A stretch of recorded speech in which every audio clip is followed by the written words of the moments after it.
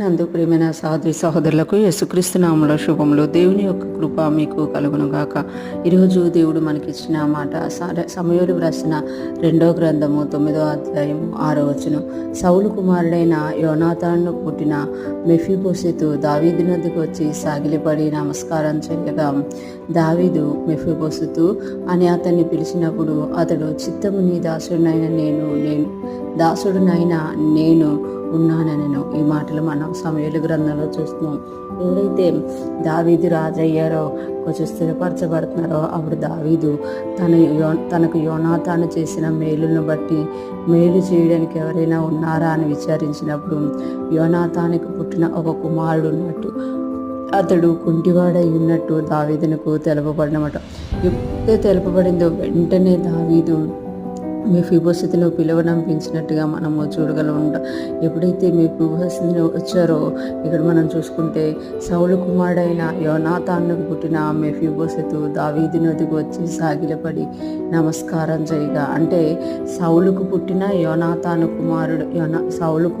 యోనాతానుకు పుట్టిన మెఫీబోషెతు. మనం బైబిల్ గ్రంథాలు ఎక్కడ చూసినా కూడా ఒక వ్యక్తి పేరుకు ముందు వాళ్ళ తండ్రి పేరు, వాళ్ళ తాత పేరు, ఇంకా కొన్ని దగ్గరలో అయితే వాళ్ళ ముత్తాత పేరు కూడా మనం చూస్తూ ఉంటాం అనమాట. అంటే దేవుడు రాయించినప్పుడు మనం ఎవరి వారము, ఎవరికి చెందిన వారము అనేది కూడా అక్కడ ప్రత్యేకంగా తెలియజేస్తున్నట్లుగా మనం ఇక్కడ చూడగలం అన్నమాట. అతడికి ఎప్పుడైతే పిలువబడ్డాడో అతడు వచ్చి దావీదుకి సాగిలపడి నమస్కారం చేశారట మెఫీబోషెతు.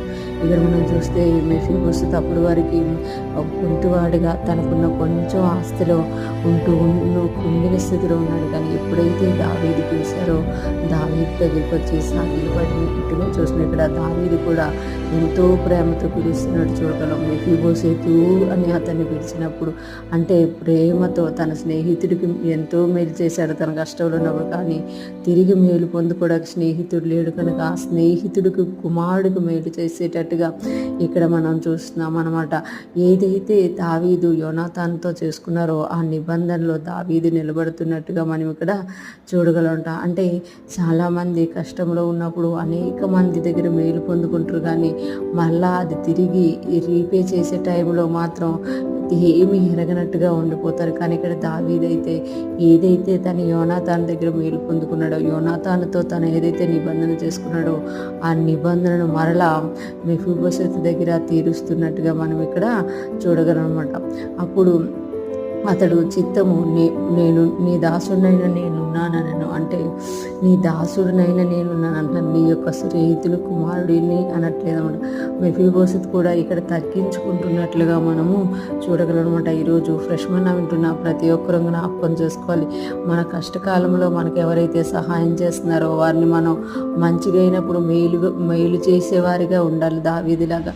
అదేవిధంగా మెఫీబోషెతు ఇక్కడ చూస్తే తనకి ఏదైతే నిరీక్షణ లేని టైంలో తన తండ్రి చేసిన మేలు వల్ల దావీదు తన్ని పిలుచుకున్నప్పుడు అతడు నేను యోనాతాను కుమారుడు అన్న గర్వంతో కాకుండా నీ దాసుడినైనా నేను అని చెప్తున్నామాట.